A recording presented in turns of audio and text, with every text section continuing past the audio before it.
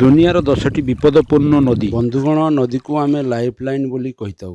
ପିଇବା ପାଇଁ ଉପଯୁକ୍ତ ପାଣି ଆମେ ନଦୀ ଉପରେ ନିର୍ଭର କରିଥାଉ, କିନ୍ତୁ କେବେ କେବେ ନଦୀ ଆମକୁ ତା'ର ଅସଲ ରୂପ ଦେଖାଇ ଦିଏ ଏବଂ ଜୀବନ ନେବାକୁ ପଛାଏ ନାହିଁ। ତ ଆସନ୍ତୁ ଜାଣିବା ଦୁନିଆର ସବୁଠାରୁ 10ଟି ବିପଦପୂର୍ଣ୍ଣ ନଦୀ ବିଷୟରେ। ନମ୍ବର 10, ବ୍ରିସବିନ୍ ନଦୀ। ବ୍ରିସବିନ୍ ନଦୀ ଅଷ୍ଟ୍ରେଲିଆର କ୍ରଏସଲ୍ୟାଣ୍ଡ ଠାରେ ଅବସ୍ଥିତ।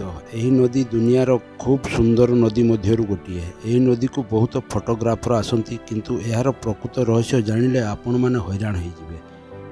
ଏହି ନଦୀ ଦେଖିବା ପାଇଁ ବହୁତ ସୁନ୍ଦର ଲାଗେ, କିନ୍ତୁ ପାଣିକୁ ଯିବା କାହିଁକିନା ନଦୀରେ ଯଦି କେହି ପାଦ ରଖେ ତ ମୃତ୍ୟୁକୁ ଆମନ୍ତ୍ରଣ କରିବା ସହିତ ସମାନ। ଏଠାରେ ବହୁତ ଶାର୍କ ମାଛ ଅଛନ୍ତି। ଶାର୍କମାନେ ଖାଇବା ପାଇଁ କୌଣସି ବି ଜୀବକୁ ଅପେକ୍ଷା କରି ବସିଥାନ୍ତି। ନମ୍ବର 9, ୟେଲୋ ନଦୀ। ଏହି ନଦୀ ଚୀନ ଦେଶରେ ଅବସ୍ଥିତ। ଆମ ଏସିଆର ତୃତୀୟ ବଡ଼ ନଦୀ ଏବଂ ପୃଥିବୀର ଷଷ୍ଠ ବଡ଼ ନଦୀ। ସବୁଠାରୁ ବିପଦପୂର୍ଣ୍ଣ ଏବଂ ଜୀବନ ନେବା ନଦୀ ମଧ୍ୟରୁ ଏହି ନଦୀର ନାମ ଆଗରେ। ଏହି ନଦୀ ତା'ର ଗତିପଥ ବର୍ଷକୁ ବହୁବାର ବଦଳାଇଥାଏ, ଯାହାଫଳରେ ବହୁତ ଥର ବଢ଼ି ଆସେ ଏବଂ ବହୁତ ଧନଜୀବନ ନଷ୍ଟ ହୋଇଥାଏ। ନମ୍ବର 8, କଙ୍ଗୋ ନଦୀ। ଏହି ନଦୀକୁ ଆଫ୍ରିକାରେ ଅନ୍ଧାର ନଦୀ ମଧ୍ୟ କୁହାଯାଏ। ଆଫ୍ରିକାର ସବୁଠାରୁ ବଡ଼ ନଦୀ। ଏହି ନଦୀ ସାପ ଭଳି ଅଙ୍କା ବଙ୍କା ହୋଇ ବହି ଯାଇଅଛି। 3000 ମାଇଲ ଲମ୍ବା 7000 ଶ୍ମଶାନ ଘାଟ ଦେଇ ଏହି ନଦୀ ଯାଇଅଛି। ଏଣୁକରି ଏହି ନଦୀକୁ ଆଫ୍ରିକାର ନର୍କ ଦ୍ୱାର ମଧ୍ୟ କୁହାଯାଇଥାଏ। ନମ୍ବର 7, ୟାନ୍ସି ନଦୀ। ଏହାକୁ ଦୁନିଆର ସବୁଠାରୁ ବଡ଼ ନଦୀ ମଧ୍ୟ କୁହାଯାଏ। 3487 ମାଇଲ ଲମ୍ବା ଏହି ନଦୀ ରୁଷିଆର 6ଟି ବଡ଼ ବଡ଼ ସହର ଦେଇ ଯାଇଅଛି, ଯାହାଫଳରେ ଏହି ସହରମାନଙ୍କର ବର୍ଜ୍ୟବସ୍ତୁ ସବୁ ନଦୀ ପାଣିରେ ମିଶୁଅଛି ଏବଂ ବଡ଼ ବଡ଼ ଶିଳ୍ପରୁ ଆସୁଥିବା ରାସାୟନିକ ଦ୍ରବ୍ୟ ପାଣିରେ ମିଶେ। ତଥା ଏ ନଦୀ ପାଣିର ଗତିପଥ ଏତେ ଜୋର ଯେ ଏଠାରେ ଓହ୍ଲାଇବା ମାତ୍ରେ ନଦୀ ଟାଣି ନେବା କିଛି ନୂଆ କଥା ନୁହେଁ। ନମ୍ବର 6, ନୀଳ ନଦୀ। ଏହି ନଦୀ ଦୁନିଆର ସବୁଠାରୁ ଲମ୍ବା ନଦୀ, ଯାହାର ଲମ୍ବା 6650 କିଲୋମିଟର। ନଦୀର ପାଣିକୁ ଦେଖିଲେ ଏଠାରେ ଗାଧୋଇବାକୁ ନିଶ୍ଚୟ ଇଚ୍ଛା ହେବ, କିନ୍ତୁ ଜାଣି ରଖିବା ଦରକାର ଏହି ନଦୀରେ ଦୁନିଆର ସବୁଠାରୁ ବିପଦପୂର୍ଣ୍ଣ ଜୀବଜନ୍ତୁ ବସବାସ କରନ୍ତି। ସାପ, ମଗର, ମାଛ, ବଡ଼ ବଡ଼ କଙ୍କଡ଼ା ଏବଂ ବିପଦପୂର୍ଣ୍ଣ ମଶା ମାଛି ମଧ୍ୟ ରହୁଛନ୍ତି, ଯାହାକି ଆପଣଙ୍କର ଜୀବନକୁ ନେବା ପାଇଁ ପଛାଇବେ ନାହିଁ। ନମ୍ବର 5, ୱାର୍ପ ନଦୀ। ଏହି ନଦୀର ଧାରରେ ବୁଲିବା ପାଇଁ ବହୁତ ସୁନ୍ଦର ଲାଗେ, କିନ୍ତୁ ଏହି ନଦୀରେ ଓହ୍ଲାଇବା ମନା। ଏହି ନଦୀ ଯେତିକି ସୁନ୍ଦର ସେତିକି ବିପଦପୂର୍ଣ୍ଣ ମଧ୍ୟ। ଏହି ନଦୀର ପାଣି ଏତେ ଜୋରରେ ବହେ ଯେ ପାଣିରେ ଓହ୍ଲାଇବା ମାନେ ମୃତ୍ୟୁକୁ ବରଣ କରିବା ସହିତ ସମାନ। ନମ୍ବର 4, ରେଡ୍ ନଦୀ। ଆମେରିକାର ଦକ୍ଷିଣ ଦିଗରେ ଏହି ନଦୀ ବହୁଅଛି। ଏହି ନଦୀ ଦେଖିବା ପାଇଁ ଯେତିକି ସୁନ୍ଦର ସେତିକି ବିପଦପୂର୍ଣ୍ଣ ମଧ୍ୟ।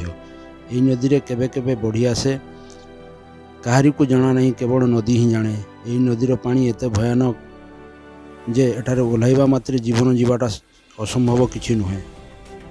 ଏହି ନଦୀର ପାଣିରେ ଏତେ ଜୋରରେ ଭଉଁରୀ ମାରେ ଯେ କେତେବେଳେ ବି ମୃତ୍ୟୁ ଆସିବାଟା ସମ୍ଭବ।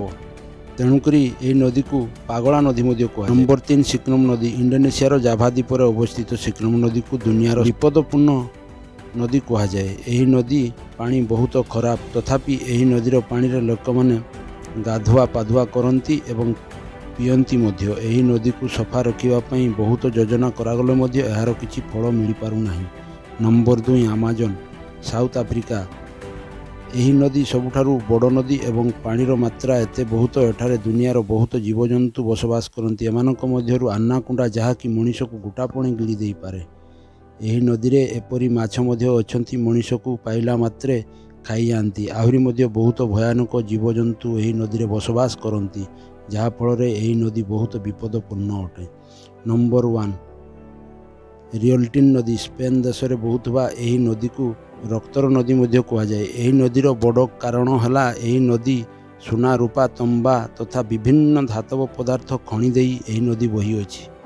ଏହି ନଦୀର ପାଣିରେ ଧାତୁର ମାତ୍ରା ବହୁତ, ଯାହାଫଳରେ ଏଠାରେ ବହୁ ଥିବା ପାଣି ପାଇଁ ନୁହେଁ, ଏମିତି ଏକ pH ମାତ୍ରା 1.6 କୌଣସି ବି ଜୀବକୁ ନଷ୍ଟ କରିଦେବା ପାଇଁ ପ୍ରଯୁଜ୍ୟ ଅଟେ। ହଁ ବନ୍ଧୁଗଣ, ଆପଣମାନେ ଭାବୁଥିବେ ଏଠାରେ କୌଣସି ଜୀବ ଦେଖାଯାଉନଥିବେ, କିନ୍ତୁ ଦୁନିଆର ସବୁଠାରୁ ବୁଦ୍ଧିମାନ ଜୀବ ଦେଖାଯାଆନ୍ତି।